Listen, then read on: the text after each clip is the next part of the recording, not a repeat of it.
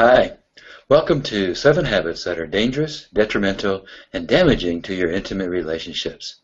Dr. Tony Victor here, and I'm so glad that you decided to join me today. Today, we're going to be taking a look at that third habit, too much time together. Now, if I asked you and your partner, is it possible to spend too much time together? Do you think I would get the same answer from both of you? Or do you think that your partner might give a different answer than the answer that you give? Well, in most of the couples that I talk with, there's two very different answers.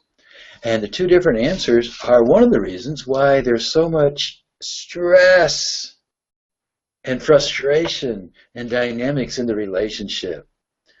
And so too much time together, or trying to figure out how much time together is appropriate, is one of those areas that can either be an area that will create a lot of stress and a lot of frustration, and depending on the way that's handled, oftentimes can end a relationship prematurely, a relationship that could be the relationship of your dreams. And so the question is, how do we handle those differences? How do we deal with differences when they come up in relationships? And this question about too much time together, in the honeymoon stage or when we first start dating, is a question that doesn't really come up because usually both partners just want to spend all the time they can with each other.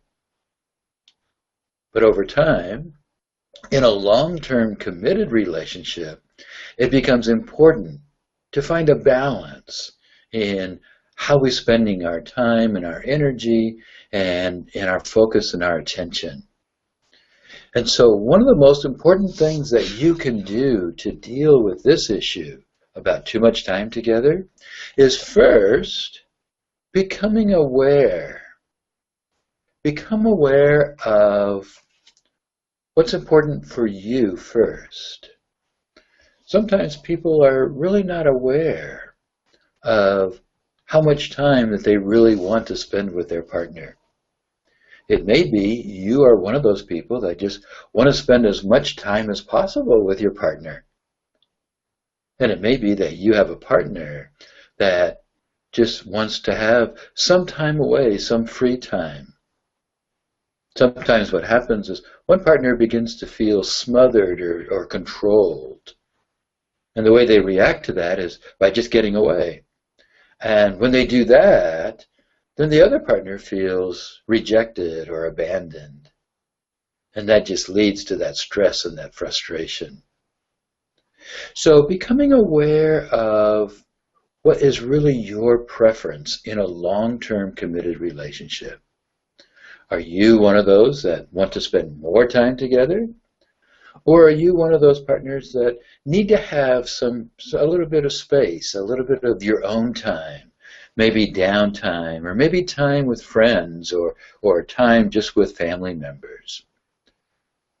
When you become aware of what's important to you, then the second step is to be sensitive that your partner, because your partner is a very different person, may have very different needs than the needs that you have.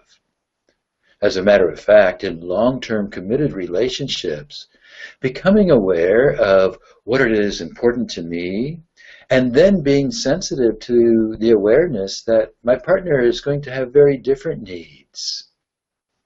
Now, it isn't because you're incompatible, it's just because you're two very different people.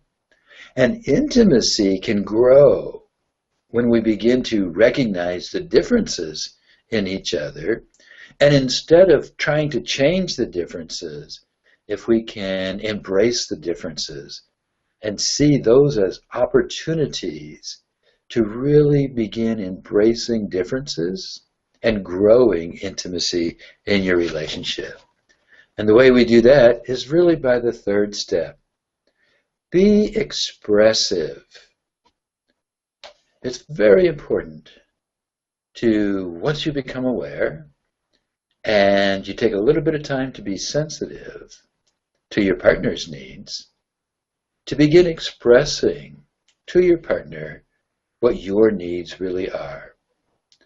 But we express them in a very sensitive way, in a way that doesn't make your partner wrong for having a different point of view on this particular issue or on any issue, in a way that doesn't diminish your partner's point of view or demean your partner, expressing yourself in a way that is not criticizing your partner. It may look something like this. To be sensitive to your partner's needs, you may say, I'm aware that you really want to spend a lot of time together. And I want you to know that you're very important to me, and I love spending time with you. And I want to spend time with you, but I also have a need to spend a little bit of time with my family or just off by myself, going for hikes or going for a walk in the woods. And I want our time together to be quality time. So I want to maybe plan how we can spend time together, but also plan on how I can spend some time just doing some other things. Expressing your need in a way that validates your partner's needs, but also validates your needs, is something that your partner will appreciate. And it is one of the first things that you can do to begin creating the relationship of your dreams. So, how much time is the right amount of time for a couple to spend together in a long-term committed relationship? Well, there's no one answer. But there is a resolution to that issue when you can become aware, when you can become sensitive to your partner's point of view, and be able to express your needs in a way that recognizes your partner's needs. So this is Dr. Tony Victor, encouraging you to continue to grow the relationship of your dreams. You can do it. You have the power within you. In the meantime, make sure to follow me on Twitter, on Facebook. Find the Growing Love Relationships page on Facebook, on Twitter, and on Google+. And until next time, stay connected.